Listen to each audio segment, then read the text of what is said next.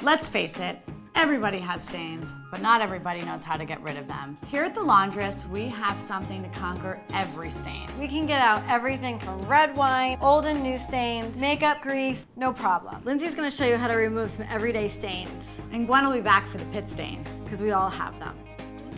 Removing red wine is very simple. We use our stain solution. Pour the stain solution directly on the red wine. Just a little goes a long way. Now for the water.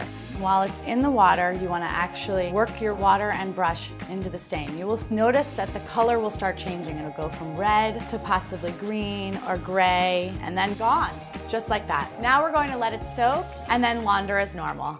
Now for coffee on my silk blouse. Another tannin stain.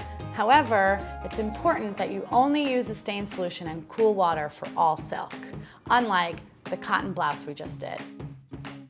Place a little stain solution directly onto the coffee stain.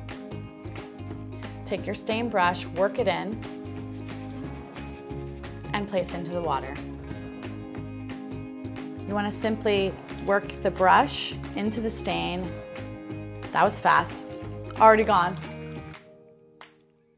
Lindsay and I were not going to become the laundress until we could conquer the pit stain. Pit stains are completely normal. It's a combination of your body oil, the material, and deodorant. They're like a secret stain because they build up over time. That's why it's important really to pre-treat before every wash. However, if you haven't, we're gonna show you how to attack the really tough pit stain here. We're gonna take this shirt, apply our stain solution. A little goes a long way.